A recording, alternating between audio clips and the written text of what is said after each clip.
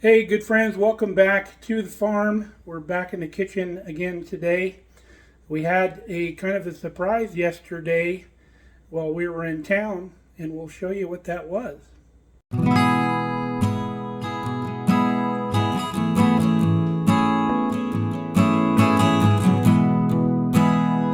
So while we were in town yesterday, I was listening to the local radio station. They were doing a live feed at one of the grocery stores, and they had some people in town from New Mexico that were roasting Hatch chilies there at the store. So I've always wanted to try Hatch chilies. I've always been intrigued with them because I've heard a lot about them. A lot of my barbecue friends have actually used them. So once I heard they were there, I immediately had to go. They had some other products there as well as the roasted chilies that they were selling. So we picked up some barbecue sauce and some cheese and some other stuff. But I got a bag of the roasted chilies and we brought those home.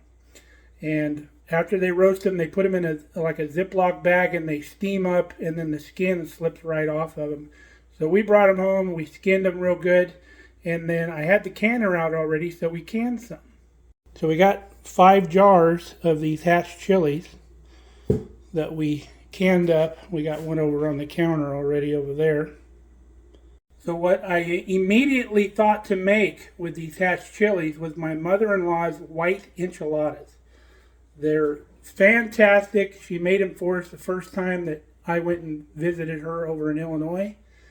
And I fell in love with that recipe, and she provided the recipe to me. So we're going to make those today for dinner. So we're preheating our oven to 350. I've got a rotisserie chicken that I purchased that I just shredded up. And I got about 2 cups of Monterey Jack cheese and some 10-inch, I think they're 10-inch flour tortillas, and a 9x13 pan. We're going to spray this pan. We're going to start rolling up a little bit of the chicken and the cheese in a tortilla and place them in this pan. All right, we got our chicken and our Monterey Jack cheese rolled up inside of our tortillas. I got a little carried away. There's only 9 of them in here. I think my mother-in-law got 10 of them in a pan. But these more look like burrito size than enchiladas. So our next step is we're going to make our white enchilada sauce. So in our saucepan, we got 3 tablespoons of butter and 3 tablespoons of flour. We're going to put the heat on this and get that stirred up. All right, our roux is almost done. Once that rest of that butter gets melted, we'll be done. We don't want to brown it at all. So now we're going to dump in 2 cups of chicken broth. We're going to dump it in fast. That way we don't get a lumpy sauce. And we'll incorporate that. And then we're going to bring this back to a simmer. And then that will thicken this sauce up. And then we'll show you what goes in next. You can see that our white sauce is simmering. Basically chicken gravy pretty much without the salt and pepper in it. That's the way I make my chicken gravy. So what we're going to do now is we're going to take all of our chilies. The recipe calls for 1 4-ounce jar of green chilies. We're going to add this. It's a little more than 4 ounces. And we'll just dump it undrained into our pan.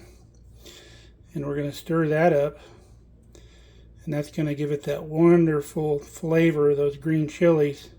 We're going to bring this back up to a simmer, and then we'll show you what we're going to do next. Okay, we're back up to a simmer, so we're going to turn the fire off. And then when this stops boiling and it's just still and no longer rolling, we're going to put an 8-ounce tub of sour cream into the mix and stir it in. You don't want to do it while it's boiling because you don't want to curdle and separate your sour cream. Cut our sour cream in. So there is our white enchilada sauce. Looks fantastic, smells really good. So we're going to pour this over the top of our already made enchiladas. I'm going to try to make sure we get everything good and wet.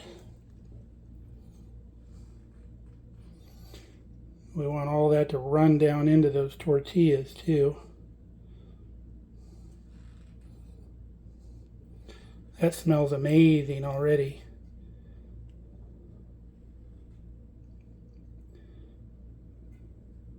Doesn't that look good?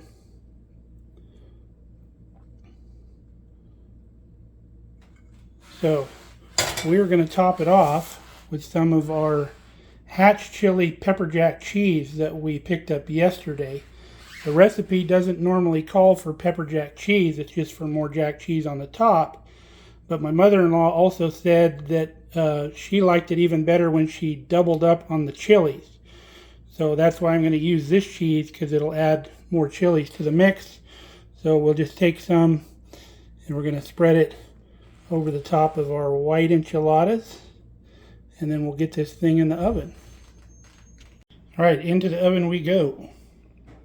The recipe calls for this to be baked covered with foil for 20 minutes and then uncover it and then broil it for like another 5 minutes or so on high to get the cheese on the top all brown.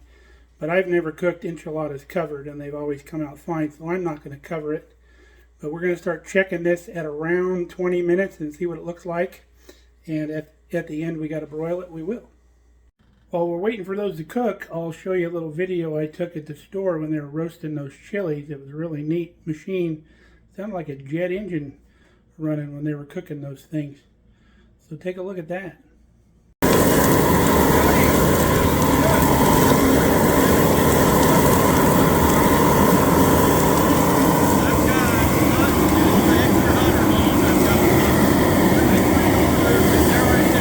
They are done.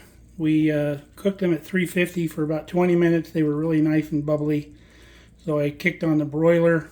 And it took about 2.5 minutes into the broiler. Anytime you're broiling something, don't leave the kitchen because it'll burn on you quick. So we're going to let this settle in. We'll wait for Kelly to get home and then we'll have dinner. There it is, folks.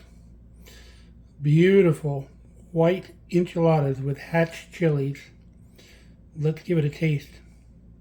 Wow, that was absolutely amazing, just like I remember it. A little bit of green onion on top. You could also do a little squeeze of lime on top if you want to brighten it up a little bit if you want it, but fantastic just like it is.